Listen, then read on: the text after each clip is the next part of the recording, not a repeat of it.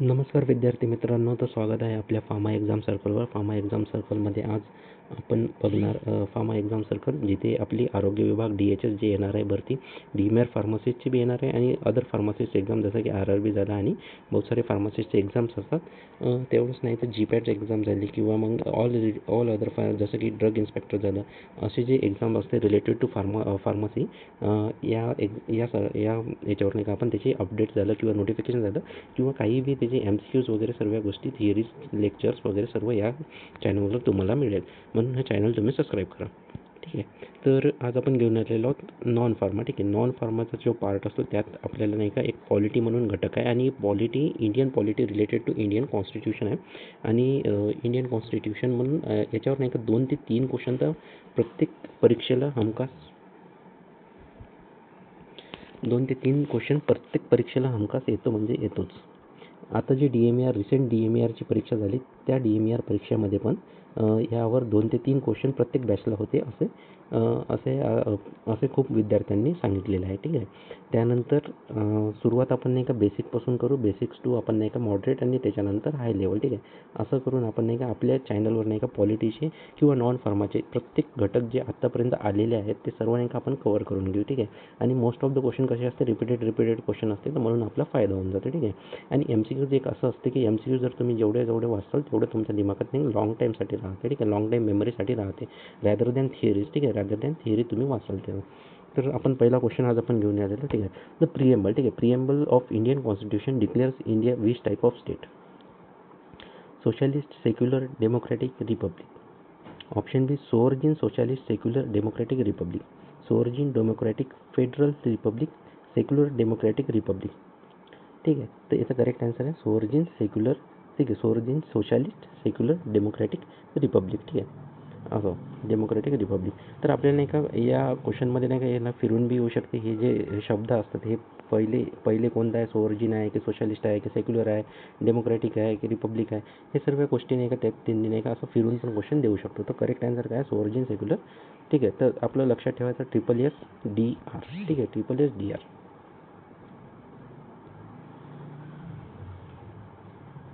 याचं एक्सप्लेनेशन बघा. तर प्रिएम्बल ऑफ इंडिया. ठीक आहे. प्रिएम्बल ऑफ इंडिया काय म्हणतो की preamble of India describes India as sovereign आहे, सोशलिस्ट आहे, सेक्युलर आहे, डेमोक्रॅटिक आहे आणि रिपब्लिक आहे. ठीक आहे. त्याच्यानंतर socialist and secular were added in 42nd amendment. ठीक आहे. ही बी खूप इम्पॉर्टंट गोष्ट आहे बरं. हे पण नाही का विचारलं जातं, सोशलिस्ट अँड सेक्युलर कोणते वर्ड जे नाही का नंतर अमेंडमेंटमध्ये टाकल्या गेलेले आहे ते आहे सोशलिस्ट अँड सेक्युलर. कोणत्या अमेंडमेंट नंबर आहे, 42nd अमेंडमेंट. ठीक आहे. कोणत्या इयरमध्ये आहे तर 1976 कॉन्स्टिट्यूशनल अमेंडमेंट ॲक्ट. ठीक आहे. हे पण आपल्याला नाही का विचारतात. खूप इम्पॉर्टंट 2 क्वेश्चन इथं झाले. ठीक आहे. त्यानंतर आपण सेकंड क्वेश्चन येऊ. बघा. सेकंड क्वेश्चन बघा. तर which article of Indian constitution deals with right to equality? Article 12 ते 35, आर्टिकल 14 ते 18, आर्टिकल 19 ते 22, आर्टिकल 21 ते 24. तर याचा करेक्ट आन्सर आहे 14 ते 18. ठीक आहे. आर्टिकल जे 14 ते 18 असते. ठीक आहे. आता आपण जर आर्टिकल जर वाचतो आपण 14 to 18. ठीक आहे. याच्यात नाही काय आपले हे सर्व नाही का हे कशासोबत डील करते तर राईट टू इक्वॅलिटी. ठीक आहे. सर्व लोकांसोबत नाही का समभाव असला पाहिजे, राईट टू इक्वॅलिटी असली पाहिजे, ते त्यावर नाही का हे आर्टिकल 14 to 18 डील करतात. म्हणून याचं करेक्ट आन्सर आहे 14 to 18. ठीक आहे. तर याचं एक्सप्लेनेशन बघा.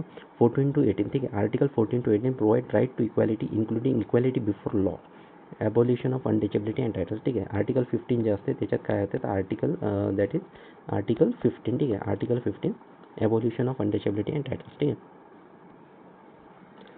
त्यानंतर येऊन जाऊ आपण नेक्स्ट. ठीक आहे. थर्ड क्वेश्चन बघा. The president of India elected by which body? आता प्रेसिडेंटचं इलेक्शन कसं होतं? ठीक आहे. First is member of parliament only, B is member of state legislative assembly only, elected representative of parliament and state assemblies, council of minister. त्याचं correct answer आहे C, elected representative of parliament and state assembly. ठीक आहे. तर पार्लिमेंटचे be elected members आणि स्टेटचे be elected members. ठीक आहे. या दोघाला नाही का, या दोघाला काय असते तर वोट करण्याचा अधिकार असते की आपल्या देशाचा प्रेसिडेंट कोणता राहा. मग पार्लिमेंटचे तर एकच आहे. स्टेट नाही का 28 स्टेट्स आहे, तर ते सर्वांचे नाही का काय असते तर सर्वांचे इलेक्टेड मेंबर्स नाही का इकडे येते. त्या सर्वांकडून नाही का वोटिंग घेतल्या जाते. पूर्ण इंडियामधून वोटिंग होते. जे नाही का इलेक्टेड रिप्रेझेंटेटिव्ह असते पार्लिमेंट आणि स्टेट असेंब्लीचे, तर त्याच्यातून नाही का मग वोटिंगमधून काय होते तर मग प्रेसिडेंट काय होते निवडले जाते. ठीक आहे. एक्सप्लेनेशन बघा.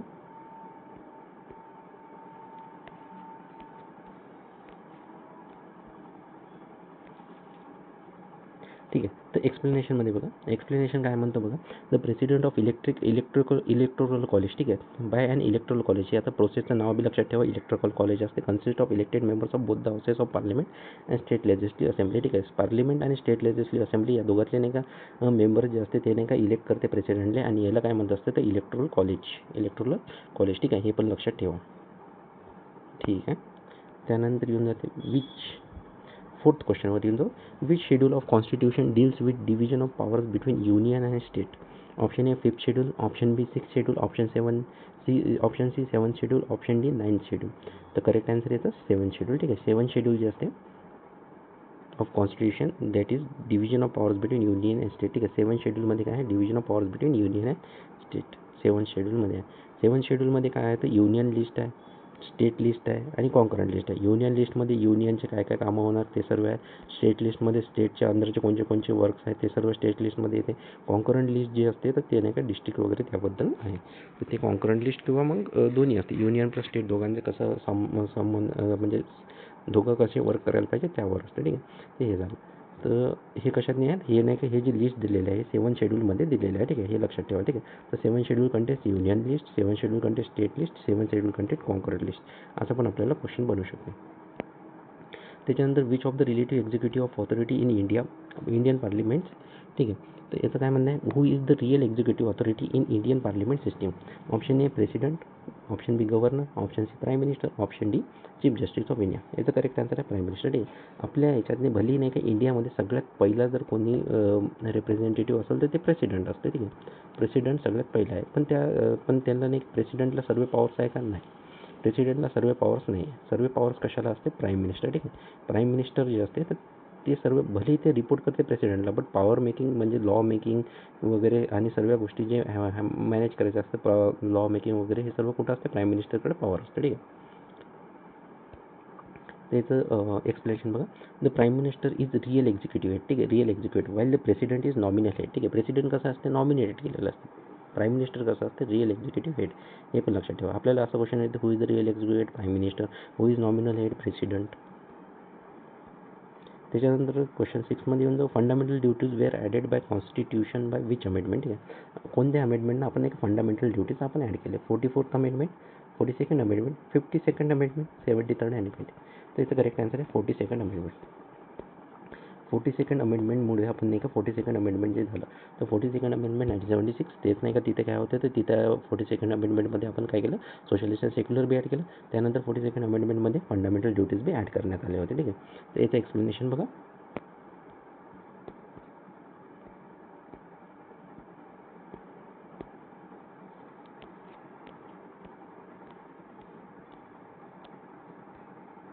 हे बघ, द 42nd, ठीक आहे, 42nd constitutional amendment act 1976 added fundamental duties to article 51A. ठीक आहे, अंडर आर्टिकल 51A. तर आर्टिकल जे 51 होतं तर त्याच्यात नाही 51A. पहिले काय होतं 51, त्याच्यात नाही काय केलं तर 51A म्हणून त्यातनी काय केलं तर हे कॉन्स्टिट्यूशनल अमेंडमेंट केले.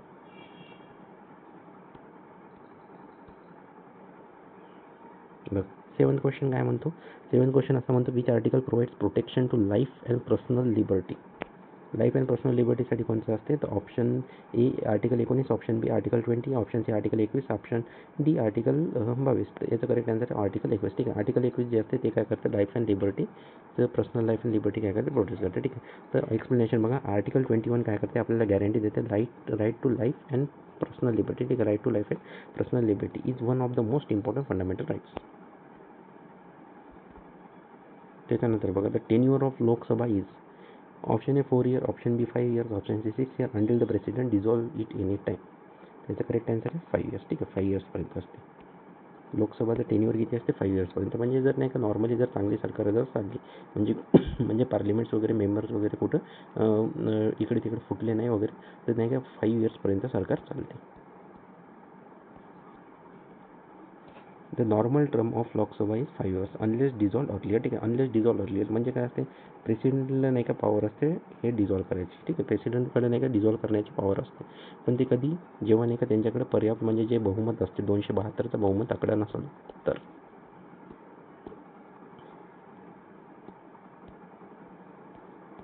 त्याच्यानंतर who appoints the governor of state. Governor of state कोण अपॉइंट करते? ठीक आहे. Option A chief minister, option B president of India, option C prime minister, option D chief justice of India, chief justice of high court. याचं correct आहे president of India. ठीक आहे. President of India काय करते? तर जे नाही का आपल्या स्टेटचा गव्हर्नर कोण होणार ते सर्व काय असते तर प्रेसिडेंट ऑफ इंडिया काय करते डिसाईड करते. ठीक. Governor is appointed by president of India in under article 155. हे बी लक्षात ठेवा. ठीक आहे. गव्हर्नर कशात नाही असते तर गव्हर्नरचं अपॉइंटमेंट कशात नाही आर्टिकल 155. आणि कोण अपॉइंटमेंट करते तर प्रेसिडेंट ऑफ इंडिया. त्याच्यानंतर शेवटचा क्वेश्चन बघून घेऊ आजचा. अरे मला काय झालं?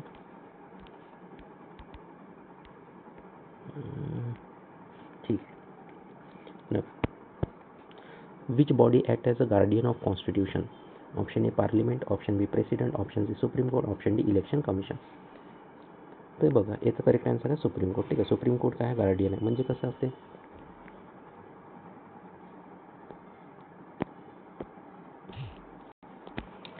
ठीक आहे. सुप्रीम कोर्टची गोष्ट कशी आहे बघा. आपण नाही का प्राईम मिनिस्टर वगैरे काय करत असते, प्राईम मिनिस्टर आणि पार्लिमेंट मिळून नाही का लॉ बनवत असते. ठीक आहे. त्यानंतर प्रेसिडेंट त्याच्यावर हस्ताक्षर करते. ठीक आहे. मग तिथे जर नाही का काही जर प्रॉब्लेम असला म्हणजे समजा ते अँटी कॉन्स्टिट्युशनल आहे म्हणजे कॉन्स्टिट्युशनलवाला लॉ नाही आहे तर लोक काय करतात सुप्रीम कोर्टमध्ये जाऊ शकते. मग सुप्रीम कोर्ट त्यावर नाही का फैसला करेल आणि सुप्रीम कोर्टकडे अल्टिमेट पॉवर असते. जर नाही का ते अँटी कॉन्स्टिट्युशनल तर सुप्रीम कोर्ट तिथंच नाही का त्या लॉला नाही का डिझॉल्व करू शकते म्हणजे कॅन्सल आउट करू शकते. ठीक आहे. तर अल्टिमेटली गार्डियन कोण झालं सुप्रीम कोर्ट. ठीक आहे. जर नाही का इकडे भले इकडे पार्लिमेंटरी सिस्टीम आहे सर्व आहे यांनी जर काही अनकॉन्स्टिट्युशनल कामं करत असेल तर सुप्रीम कोर्ट त्यावर आक्षेप घेऊ शकते आणि सुप्रीम कोर्ट त्यावर सजा बी सुनावू शकते. ठीक आहे. तर याचं एक्सप्लेनेशन बघा. Supreme court protects and interprets the constitution through judicial review. ठीक आहे. ज्युडिशियल रिव्ह्यू जे असते तर ज्युडिशियल रिव्ह्यूमधून नाही का सुप्रीम कोर्ट काय प्रोड्यूस करते. मग अल्टिमेट जर गार्डियन ऑफ कॉन्स्टिट्यूशन जर कोणी झाला तर दॅट इज सुप्रीम कोर्ट.